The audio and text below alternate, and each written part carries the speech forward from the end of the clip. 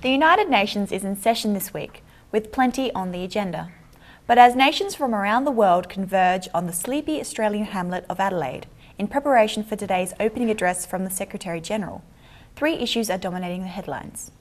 The international community, which gave crucial military aid to the National Transitional Council in their defeat of Libyan dictator Muammar Gaddafi, must decide whether they will follow that up with a bold commitment of financial aid. Mahmoud Jibril will be coming to the Assembly with open palms, and European and American diplomats who have mounting domestic financial troubles of their own must decide exactly how much they can spare. Somalia, an East African republic whose name has become synonymous with human suffering, will be the focus of a specially convened Security Council session, with delegates attempting to craft a workable, stable and perhaps most of all, long-lasting solution. And the International Criminal Tribunal of Yugoslavia will this week be considering the final arguments in the Ratko Mladic case. Mladic faces allegations of genocide for his part in the 1992 Bosnian conflict, in which around 100,000 people are believed to have been killed. SAMUC World Update will be the following events all week.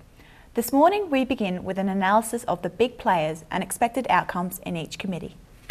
First, the rebuild of Libya will be decided far from home. Since the National Transitional Council ousted Gaddafi from Tripoli, there has been little time to stop and survey the wreckage.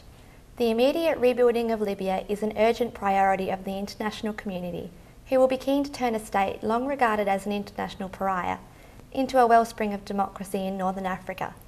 The National Transitional Council needs funds to supply their people with the basic needs of life. They then need more funds to rebuild a broken infrastructure. They need to quickly shore up their democratic and governmental institutions. And with much of the population now owning a gun, the central government needs to quickly establish a monopoly on violence. None of this will come cheap. After an expensive display of military force, there is strong international will to complete the job. But does the West's reluctance to put boots on the ground reflect a broader reluctance to become committed to a long-term program without an obvious end? And with many domestic economies sluggish, struggling, or outright going backwards, are the resources available to rebuild a country? Somalia has become synonymous with all the ills of Africa: lack of governance, chaotic and brutal civil war, and choking poverty. And these are not unfair characterisations, as Somalia suffers from all of them. Since the outbreak of the Somali Civil War in 1991, the country has not enjoyed a legitimate central government. Today, much of the country is governed by warlords, or not governed at all. A growing Islamic fundamentalist presence is also feeding a war that shows no signs of stopping. Several years of poor rainfall have plunged the country into serious drought. Some 25% of the population are now dependent on international aid to survive. The Security Council will be charged to find enough money to support a starving population and commit the necessary security forces to protect that population.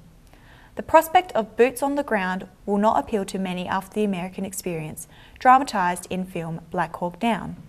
At this stage, it's unclear what sort of a resolution we can expect, but the people of Somalia are hoping it's a bold and long-lasting one. When Serb security forces nabbed Ratko Mladic in May this year, the 15-year search for the man known as the Butcher of Srebrenica was finally over. Now he will stand trial, accused of, amongst other charges, genocide for his role in the Yugoslav wars. As Yugoslavia dissolved, Mladic, a Bosnian Serb military officer, led Serb troops who besieged the Bosnian town of Sarajevo, in which 10,000 were killed. He also led troops at Srebrenica, where 8,000 unarmed Bosnian Muslims were executed. It is for this act that he is being trialled for genocide. In a fiery pre-trial hearing, Mladic pleaded not guilty to all charges. It will now be up to the United Nations prosecutor and the trial judges to decide Mladic's fate. Any decision will have repercussions in Europe, where Mladic is being treated as a national hero by Serbia.